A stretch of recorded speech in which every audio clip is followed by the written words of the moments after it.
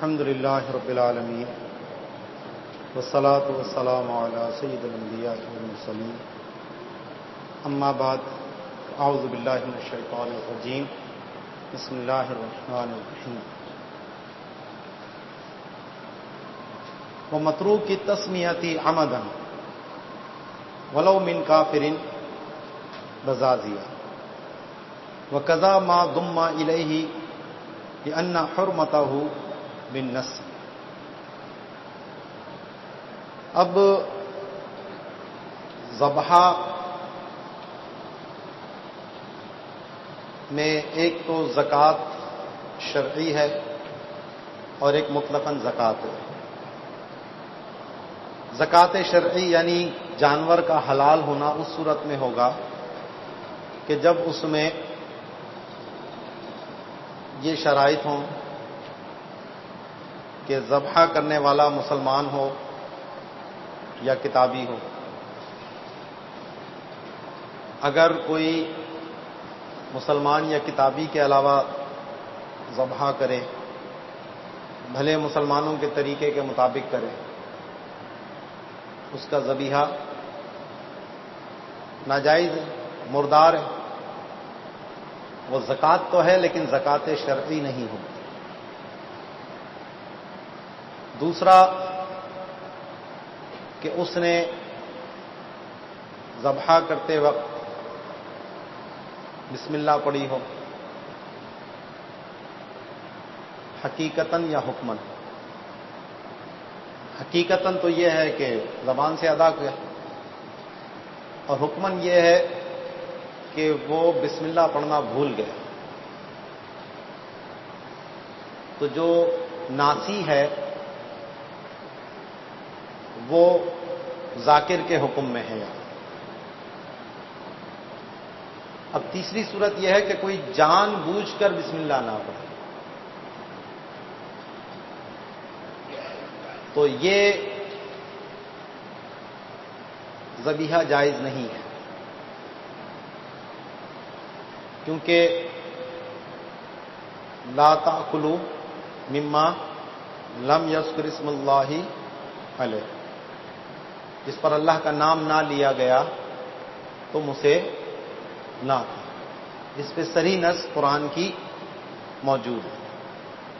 تو اب اگر ایسی صورت میں ہم متروک التسمیۃ عمدن کو بھی جائز کہہ دیں گے تو اس سے اس نص کا ابطال لازم آتا ہے۔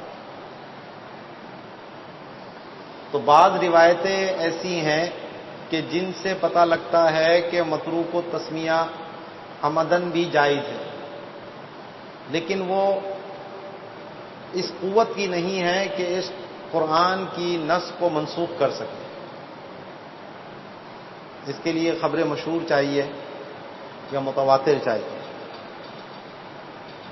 کیونکہ خبر واحد کتاب اللہ کے معارض نہیں ہو سکتی اگر صحیح بھی ہو تو یہاں تو وہ جو روایتیں آ بھی رہی ہیں تو ان پر تو ویسے ہی کلام ہے سندوں کے اعتبار سے، اور پھر وہ قرآن کے جب صریح نص کے معارض آ رہی ہیں اور تطبیق کی کوئی صورت بھی نہیں بن رہی، تو اس لیے ان روایتوں پر عمل ہمارے نزدیک درست نہیں ہے، اور وہ جانور مردار کے حکم میں ہے۔ اب اس میں امام شافعی رحمۃ اللہ علیہ اختلاف کرتے ہیں، اور وہ جس جانور پر جان بوجھ کر بسم اللہ چھوڑی گئی اس کو بھی حلال کہتے ہیں، اور اس کو قیاس کرتے ہیں وہ ناسی کے اوپر، کہ جیسے ناسی میں ذابح کا مسلمان ہونا ہی کافی ہے کہ ہر مسلمان کے دل میں بسم اللہ ہوتی ہے، تو وہ اس کے اوپر قیاس کرتے ہیں اس عامد کو، اور چند روایتیں بھی میں نے جیسے بتایا آپ کو وہ بھی پیش کر رہے ہوتے ہیں۔ تو ان کا یہ قیاس بھی درست نہیں، کیونکہ ناصر اور عامد دو مختلف حالتیں ہیں۔ بھئی یہاں بسم اللہ پڑھنا اس کو یاد بھی ہے، پڑھ سکتا ہے، پھر بھی نہیں پڑھ رہا، تو کیوں نہیں پڑھ رہا؟ تو وہاں تو اس کا نسیان کہ بھئی اگر اس کو یاد آ جاتا تو پڑھ لیتا، تو وہاں تو حکمن چل جائے گا معاملہ، یہاں یہ حکمن نہیں چل سکتا۔ ویسے تو جہاں علماء کا اختلاف آ جائے وہ مسئلہ مختلف فی ہو جاتا ہے، اس میں اتنی سختی نہیں ہوتی، ٹھیک ہے۔ اور اسی لیے اگر کوئی قاضی ایسے مختلف فی مسئلے میں کوئی فیصلہ کر دے، قضا کر دے، تو وہ نافذ ہوتی ہے اور اس قاضی کی قضا اختلاف کو اٹھا دیتی ہے۔ لیکن یہ جو متروک التسمیۃ عمدن والا مسئلہ ہے، اس میں امام شافعی کے اختلاف کو ہم اختلاف نہیں کہتے بلکہ خلاف کہتے ہیں۔ اختلاف وہ ہوتا ہے کہ جو دلیل کے ساتھ ہو اور وہ محل اختلاف کو قبول بھی کرتا ہو۔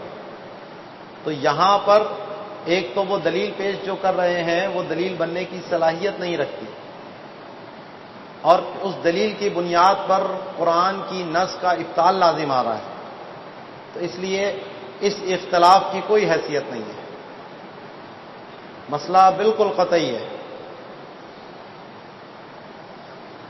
اسی وجہ سے جو متروک التسمیۃ عمدن ہے، اگرچہ اس میں شوافع کا اختلاف ہے، لیکن ہمارے نزدیک اس کی بیع باطل ہے، جیسا کہ مردار کی بیع باطل ہے۔ سمجھ آئی؟ ایسے تو جہاں اختلاف آ جائے تو وہاں، کیونکہ یہاں بحث ہو رہی ہے مال ہونے نہ ہونے پر، تو ہمارے نزدیک وہ مال ہی نہیں ہے۔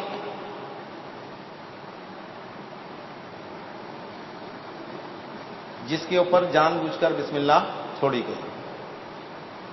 آگے پھر ذبح میں یہ شرط ہے کہ 4 رگیں ہوتی ہیں جانور میں، 2 خون کی رگیں ہوتی ہیں جس کو ودجین بولتے ہیں، یہ سائڈوں پہ ہوتی ہیں، گردن کے ادھر سے جاری ہوتی ہیں۔ جب آپ ذبح کرتے ہیں تو دیکھیں خون کی 2 پچکاریاں سی نکل رہی ہوتی ہیں، وہ ودجین کہلاتی ہیں، ٹھیک ہے۔ اور ایک حلقوم ہوتا ہے اور اس کے ساتھ ایک سانس کی نالی ہوتی ہے۔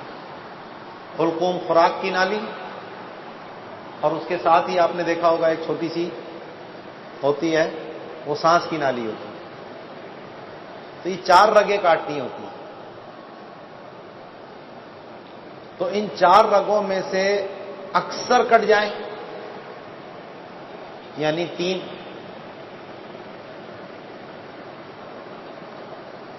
مکمل طور پر، یا 4 رگوں کا اکثر حصہ کٹ جائے، یہ ذبح میں شرط ہے۔ تو اب اگر صرف 2 رگیں کٹی یا رگیں کٹی نہیں، کسی اور جگہ زخم لگ گیا، اس سے وہ جانور خون نکل کے بہہ کے مر گیا، تو وہ زکوٰۃ شرعی نہیں ہے، ٹھیک ہے، یہ نقطہ ذہن میں رہے۔ تو اس کے لیے پھر وہ ایک بحث ہوتی ہے فوق العقدہ، کہ جو ہماری ابھری ہوئی ہڈی ہوتی ہے، عقدہ کہتے ہیں اس کو، تو اگر کسی نے اس کے اوپر سے ذبح کیا یا اس کے نیچے سے کیا تو یہ ایک بحث ہے۔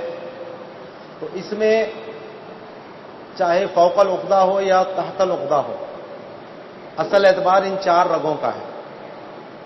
تو اگر یہ 4 رگیں کٹ گئیں، بھلے فوق العقدہ ہی کاٹا ہو، جانور جائز ہے۔ اور یہ چیز مشاہدے سے پتہ لگ جائے گی کہ حلقوم کٹا ہوا ہے، اس کے ساتھ اس کی سانس کی نالی کٹی ہوئی ہے، اور خون کی رگ اگر آگے جا کر کٹی ہوئی ہے تو صحیح ہے۔ تو اس لیے یہ بحث کہ فوق العقدہ یا یہ کوئی شرط نہیں ہے، شرط یہ ہے کہ 4 رگیں میں سے اکثر حصہ کٹ جائے یا 4 رگوں کا اکثر حصہ کٹ جائے، یہ ہوگا تو وہ جانور حلال ہوگا، نہیں ہے تو وہ جانور حلال نہیں۔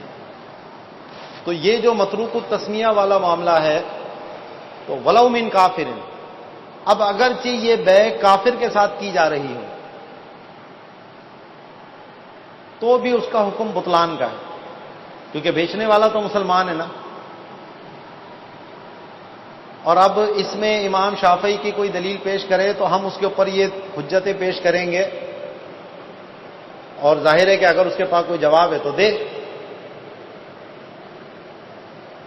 اور جب اس نے مسلمان ہے تو اسلام کے احکام کا التزام کیا ہے، اور اسلام کے احکام کا التزام ہے تو پھر اسلام کے احکام میں سے یہ بھی ہے کہ جس پر اللہ کا نام نہ لیا گیا ہو اس کو تم مت کھاؤ۔ تو مسلمان کے حق میں یہ متروک التسمیۃ عمدن مال نہیں ہے، تو جب مال نہیں ہے تو اس کی بے بھی کیا ہوگی؟ باطل ہوگی۔ اور جب مال اور غیر مال کو ملا کر بیچا جائے، جیسے آزاد کو اور غلام کو ملا کر بیچا جائے، تو آزاد میں تو بے ہے ہی باطل، اس غلام میں بھی بے باطل ہو جاتی ہے۔ بعض فاسد کہتے ہیں، بعض باطل کہتے ہیں، لیکن بہرحال وہ فساد اس میں بھی پہنچتا ہے۔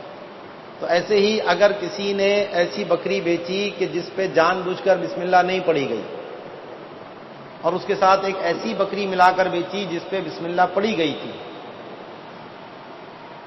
تو دونوں میں بے باطل ہوگی۔ ٹھیک ہے، تو اس لیے فرماتے ہیں وہ متروک التسمیۃ عمدن بطلا بیعہ، اسی کا تف پیچھے پڑ رہا ہے۔